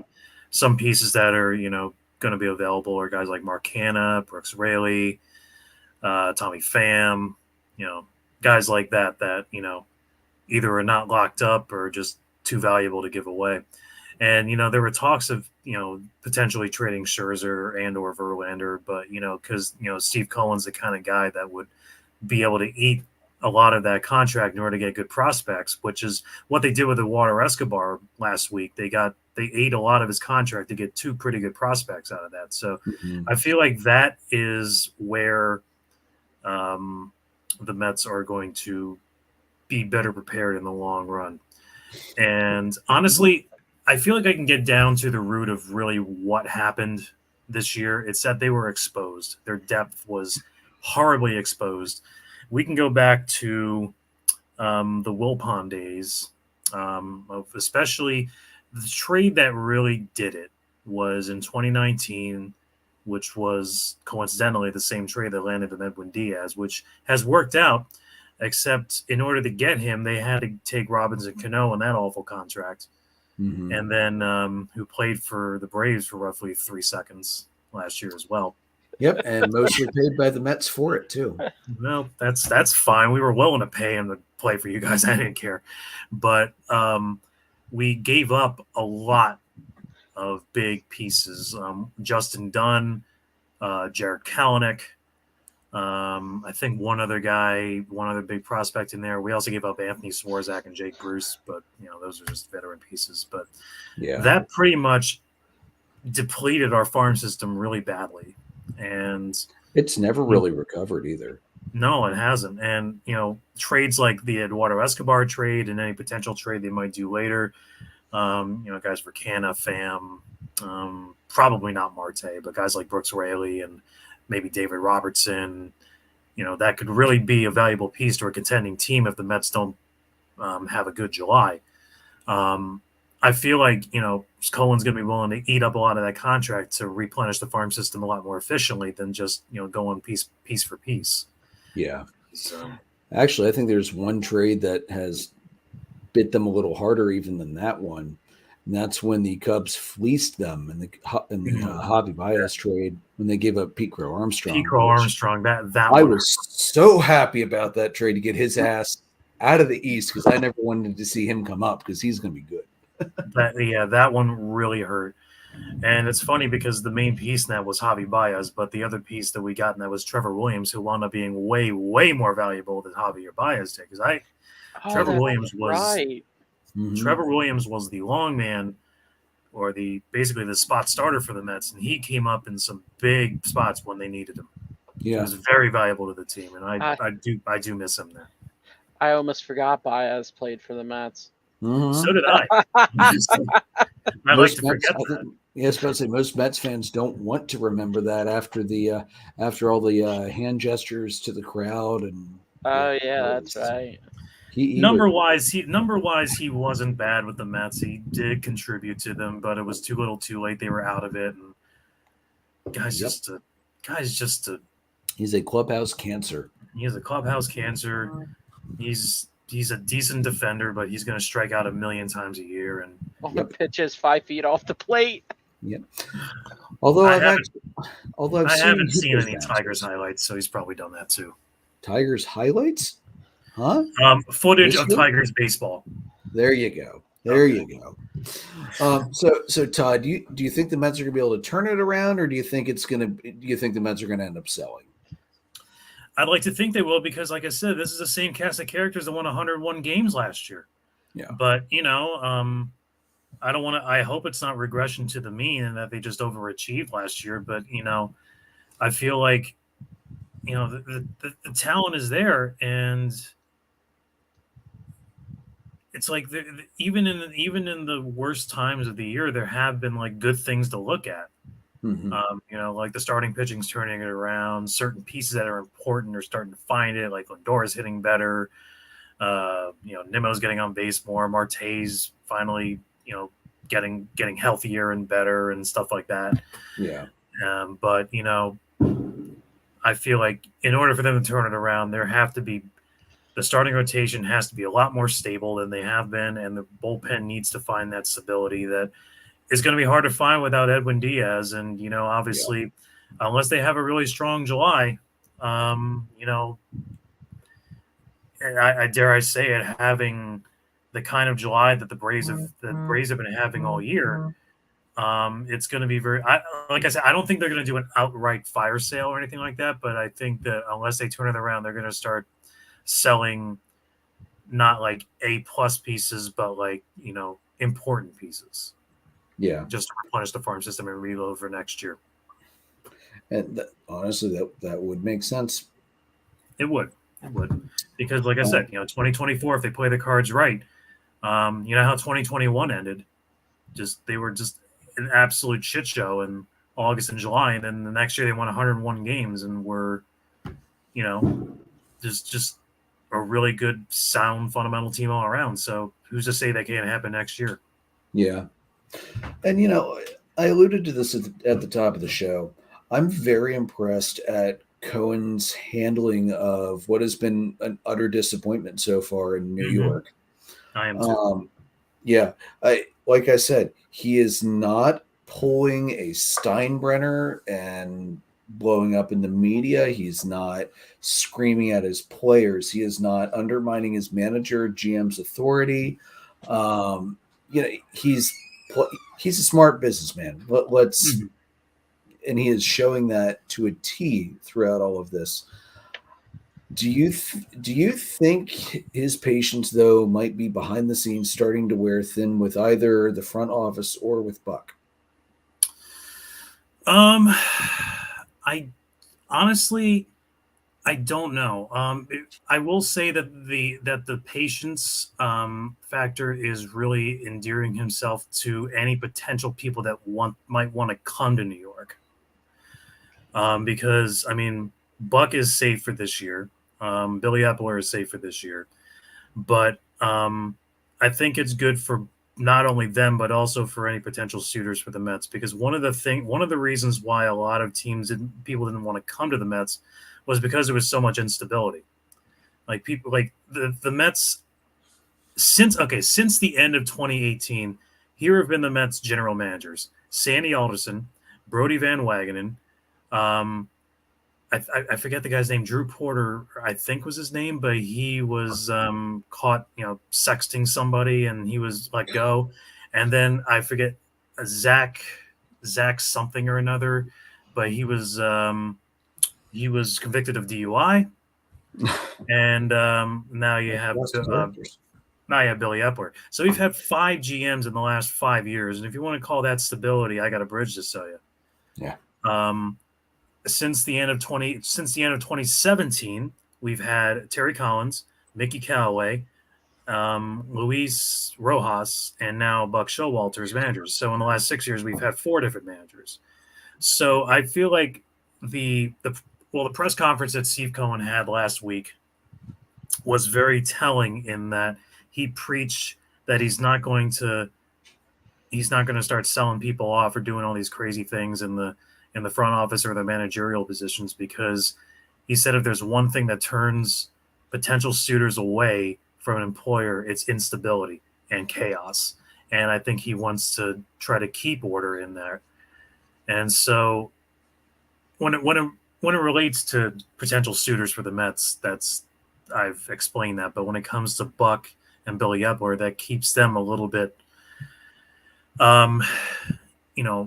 less anxious, honestly, because it lets them just focus on baseball as opposed to focusing on, am I going to be fired tomorrow? Yeah, very true. All right, Todd, good thoughts all the way around. Yeah, we'll the next 2 weeks are going to be huge to see which way the Mets are going to turn, if they're going to turn it back around, or if It's going to be sell some pieces off time. Yep.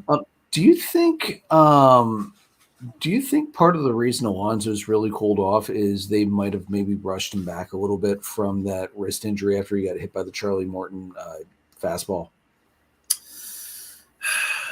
Not maybe. I mean, he was leading the world in home runs. I think Morton, he was ahead of Ohtani when he went down.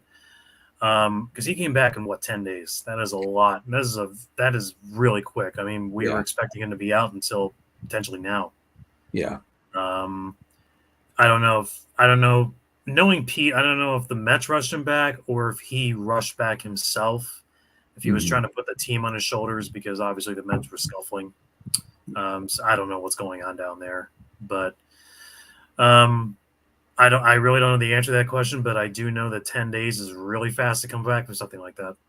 Yeah, that's what I thought when I saw that too. Mm-hmm. All right. So let's remember the Marlins 19-8 in June. They lost ground to the Braves. The Phillies 18-8 and they lost ground. So Ron, what are your thoughts with the Phillies now? We're at the halfway point. Honestly, the only thought I have is they need to find somebody for that fifth spot in their rotation. It's the only thought I have. That's what's going to end up killing them in the long run. That and Kyle Schwarber, but Schwarber, as comical as the manner in which the Mets lost that last game to the Phillies was, Schwarber trying to play defense is more comical than anything. I know. I mean, that game again, that extra inning games against the Braves, when he just straight up botched a ball, hit right at his glove, and then tried to dive to make it look like that's why he lost the ball. Yep. You're not fooling anybody, buddy. Yeah, that dude needs to be at DH and Harper needs to be at first base if that's what it takes to get Schwarber out of the field, because he is such a defensive liability. It's not even funny. The way he runs down a ball too, like after it hits off the wall, it's like it doesn't even look like he's hustling. Yeah. Well, I think it's because he doesn't know where it's going. I saw a stat that like the Phillies were 27th in defensive runs saved in the majors. I think like -19 and -14 of that was Schwarber. Yeah. He's awful. Insane. And and the Mets had a pretty bad defensive month too. At that series with Atlanta, you guys were kicking the ball all over the place in the outfield, and even that was still probably better rated defense than what Schwarber has put up over the last month. And this probably in general. I feel like there was more urgency because of the Braves' offense to try to make the plays. I don't want to relive that series. That was just awful. I thoroughly enjoyed it. I'm sure you did, and I'm sure most casual baseball fans enjoyed that, especially that last game, which was absolutely nuts. Yeah, it really was. Jason's thoughts. Phillies had an incredible June, still lost ground. Horrible start to the season, but they finally found their stride. Bright spots are Castellanos and the daycare of Bohm, Stott, Marsh, Pache before he got hurt. They were all doing pretty well. Harper came back super early, hitting well, just needs his power back. And to be honest, I don't think Harper's going to get his power back this year. I think it's going to be like Acuna last year, where Acuna was back, but he wasn't really back. And I think next year Harper will actually be back. I know the Tommy John wasn't really supposed to affect his hitting that much, but I'm sorry, that's major elbow surgery. You can't tell me that's not going to affect some power. I mean, look at what Ohtani had Tommy John and then DH'd for a year while he recovered before he went back to pitching. He was good at DH that year, but he wasn't Ohtani.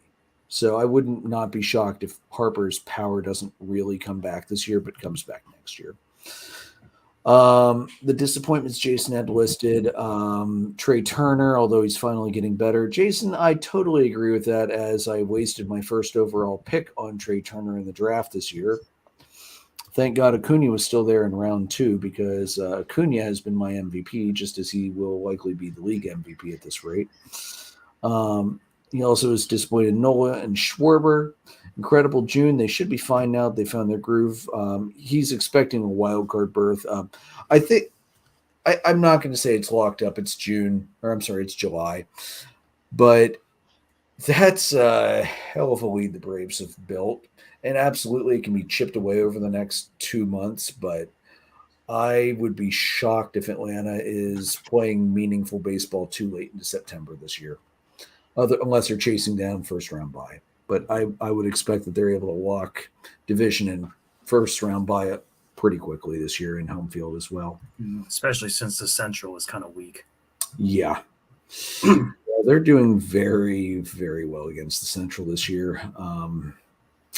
Give me a second. I just had that up and I clicked off of it. Here it is, first division. Yeah, Atlanta Braves this year against the Central Division. They are 8-1, so they've got a ton of games left to play. They're 22-6 against the East. So you gotta take care of the games you have to win. The only other thing I want to bring up for Atlanta with my reflections and everything else, Atlanta just went 21-4 in June without two of their best pitchers. Max Fried is not due back until probably the middle of July after the All-Star break, and Kyle Wright's not due back until probably middle of August at this point, is what they're saying. So just imagine the fact that they've cobbled together with three rookies and managed to go 21-4 in June. And they're missing a couple pieces in the bullpen. Jesse Chavez only just came back. Dylan Dodd's still out. I think we have one more guy that was hurt too. So the offense is carrying the team to support the fact that the pitching is hurting right now. So if this offense keeps up, or even if it regresses back to the mean a little bit and the pitching goes back to mean, it's just scary to think about how far this Braves team could go just based on that. If you're not a Braves fan, we're loving every second of it, of course. We'll see. I can't wait for Fried to come back, honestly. Like, I'm just taking up an IL spot on my roster. That's all I'm saying. Dude, I've had all 4 IL spots filled for 90% of this season. I don't want to still have people in the IL. I dropped in the IL. No, I dropped Chisholm today. Did you? Yeah, I said enough's enough. I'm tired of the fact that he's always hurt, and I'm not waiting for one of the other guys to come off to move him on. I'm done. I just had 2 guys go in the IL tonight. Yeah, that sucks. But it's the fact that Atlanta's doing what they're doing with the injuries they've had to their pitching is, it's nuts. All right, let's go into Jason's Down on the Farm. The hitter he sent me this week was Abraham Toro of the Nashville Sounds. I've been to that stadium. Very cool stadium.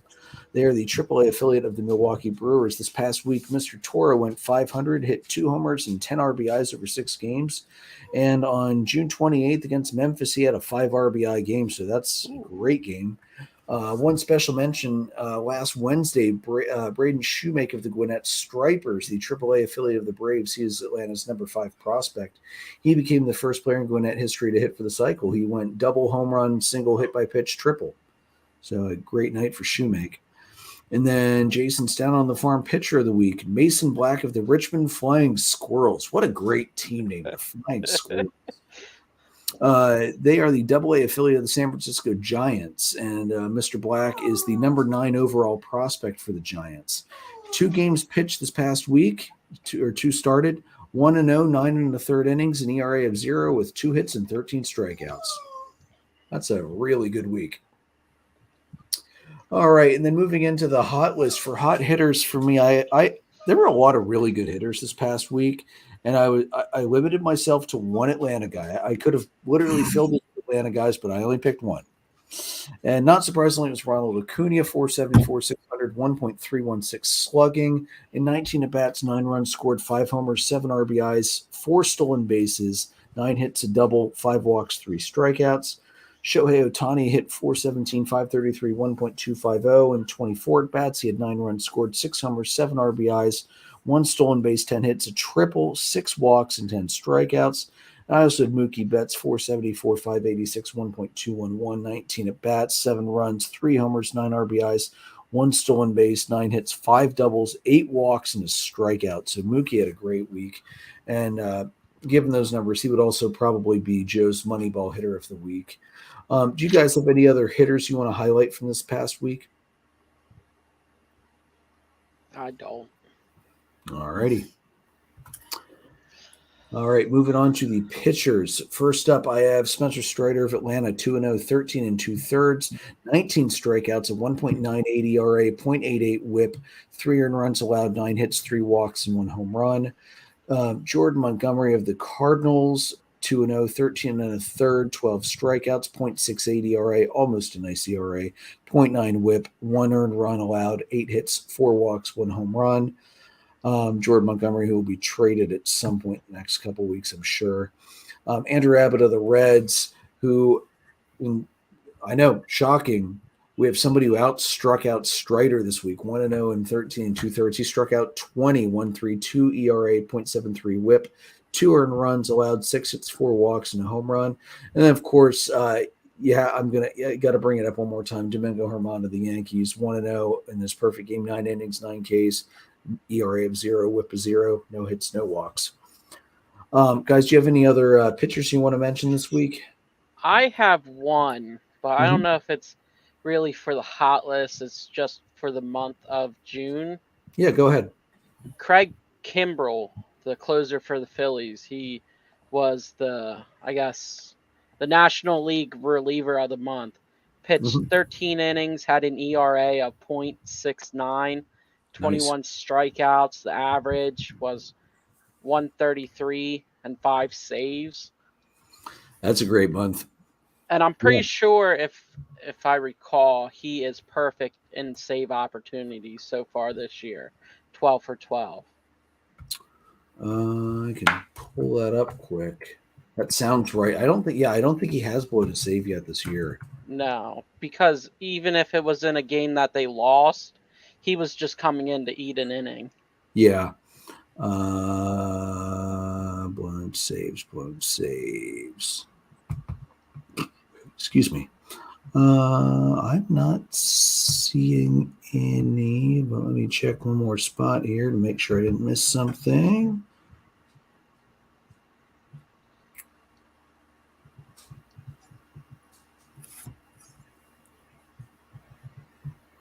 No, I am not seeing a blown save this year for Kimbrell. Yeah, that's damn impressive. Wow. And honestly, it's probably one of the better pickups this offseason that is working out for the Phillies. Yeah, absolutely. I was not expecting that to happen. I really wasn't. No, me neither. It's been years since he's been dominant like that. Really not since his Atlanta years. Yeah. And I will, one other, you can say hot pitcher or whatever, but he had a really good week. We got just highlight Justin Verlander. His last 2 starts against the Brewers and the Giants, 12 innings pitched, no earned runs, 10 hits, 11 strikeouts, and 3 walks. That's almost vintage. That's really good. It is. That's good. That's vintage Verlander, and that is. I'm not saying he has to keep doing that, but he has to keep showing that vintage Verlander if the Mets want to make any sort of run this year. Yeah, absolutely. All right, and the adulting reliever of the week that I picked was Devin Williams of Milwaukee. He went 4 for 4 in save opportunities last week. 4 innings, 4 strikeouts, 1 hit, 2 walks. Great week. All right, and then hot teams. I've got the Braves, the Brewers, the Reds, and the Guardians. Ron, I couldn't put the Phillies on. I don't blame you. I couldn't do it after they dropped 2 or 3 of the Nationals. Yeah, I don't blame you for that one. That if they would have taken 2 of 3 from the Nats, then yeah. Dropping 2 of 3, that's just I wouldn't have been able to do that either. Yeah, you can't drop 2 or 3 to the last place team in your division. Nope. Do you guys have any other teams you'd consider for the hot list this week? Not that I can think of off the top of my head. I mean, we could mention the Yankees, but they swept the A's. Whatever. And that perfect game, obviously. Yeah, they got their perfect. They got their perfect game. They don't need anything else. It's just the Yankees. All right, so looking at the last week of, I know we're technically in the second half, but for the first half pre-All-Star break, Atlanta's on the road the whole time. 3 at the Guardians, Elder versus Williams tonight, Allard versus Bieber, Soroka versus Quantrill, and then they end it with the Rays in Tampa Bay. Morton versus Glass, now Strider versus Bradley, and Elder versus Eflin, because of course we have to face Eflin. We haven't faced him enough yet. So, the Guardians, they just need to take care of business, and I think they will. The Rays, that's going to be one hell of a series. I am upset, though, Friday's game's on Apple Plus instead of Bally. That is so stupid. Yeah, I'm not looking forward to listening to the wonderful announcing crew that they have for the Apple Plus broadcasts versus, the much, much better crew that the Braves have hired for Bally. I haven't watched any of the Apple Plus ones. Is Wayne Randazzo still doing those? I don't remember. He's the Angels main guy now. I don't think the Braves have had any Apple Plus yet this year, so I don't think I've watched any on Apple Plus yet. I'm not sure. Wayne Randazzo was the Angels main guy and was our radio color guy last year, so he's good. All right. So hopefully you guys have him. I'd be okay with that. And the Braves did hold on tonight 4-2. 2 home runs for Michael Harris. And then looking at the Cubbies, they end 4 at the Brewers, Smiley versus Teron, Hendricks versus Miley, Steele versus Hauser, Stroman versus Peralta. And the Cubbies blew that one today. Joe is not happy. 3 at the Yankees, Tyone versus Rodon, Smiley versus Cole, Hendricks versus Herman. Joe's thoughts for this week is that this is the put up or shut up time against Milwaukee and the Yankees. First base needs to be solved. Somehow management needs to decide what their plan is. I'm thinking it's sell time. Phillies this week, 3 at the Rays, Nola versus Eflin. Great. Walker versus.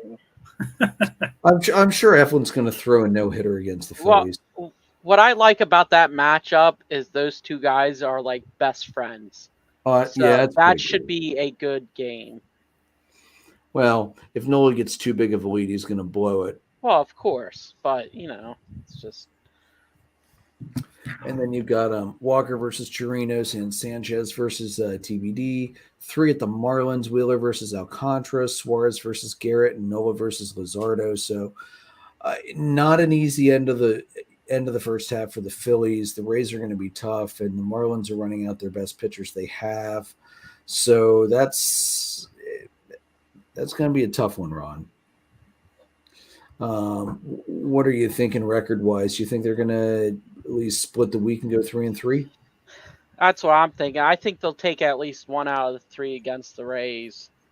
And they might get 2 out of 3 against the Marlins. Depends on how Sandy pitches, but yeah, he's been a little all over the place lately. He's either really good or really not good, so we'll see about that.